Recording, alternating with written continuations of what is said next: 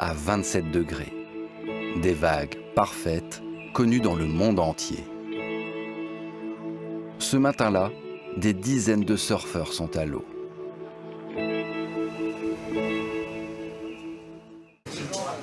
Marina est installée à La Réunion depuis 17 ans, sur le front de mer de Boucan-Cano.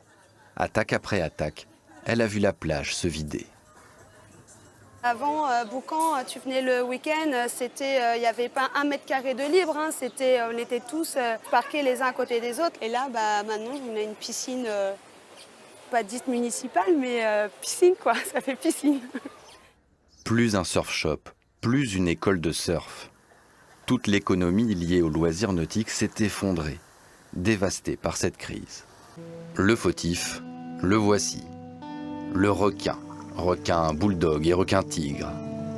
De vrais tueurs professionnels coupables de 11 décès en 10 ans à l'île de la Réunion.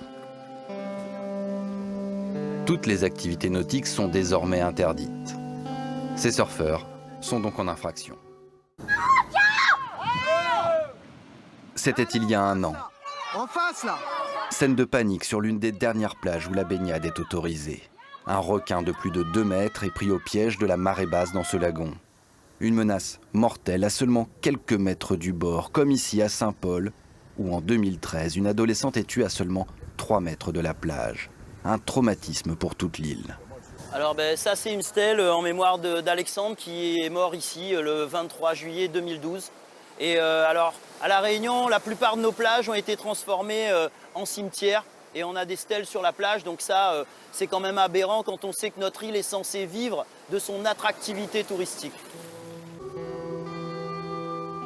Tant qu'il y aura des vagues, tant qu'il y aura des hommes, il y aura des activités nautiques, du surf et de la baignade à l'île de la Réunion. On est dans un siècle de bien-pensance où, face à la nature, il faudrait absolument cohabiter, quelles qu'en soient les conséquences. Où on aimerait que le loup lèche l'agneau avant de le ramener à la brebis, et on aimerait que nos gamins nagent avec des requins bulldogs, comme si c'était pas du fantasme de naturalistes citadins totalement déconnectés de tout bon sens et de toute humanité.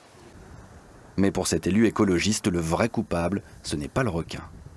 Désigner le requin comme fautif, c'est entrer dans un cercle stupide, puisqu'on a abattu quand même plus de 300 requins depuis quelques années, 300. Et il continue d'y avoir les drames. En une trentaine d'années, il y a 200 000 habitants de plus à La Réunion qui s'installent pour la plupart sur le littoral ouest, donc plus d'urbanisation, donc plus de rejet des eaux usées avec des stations d'épuration qui sont rarement au niveau. Donc on sait qu'il y a effectivement dans les eaux réunionnaises, descendant de ces stations ou des ravines, des déchets organiques, des débris d'animaux, etc. Donc ça a tendance effectivement à attirer aujourd'hui les requins. Une thèse contestée par une partie des Réunionnais. Eux pointent du doigt la création d'une réserve marine sur la côte ouest, une zone protégée où les requins proliféreraient. À chaque nouvelle attaque, les passions se déchaînent sur l'île, entre pros et anti-requins. La réserve assassin! Surfeurs, chasseurs sous-marins, contre défenseurs de la réserve et des requins. 2 visions de la mer et de son utilisation s'affrontent depuis 10 ans, souvent violemment.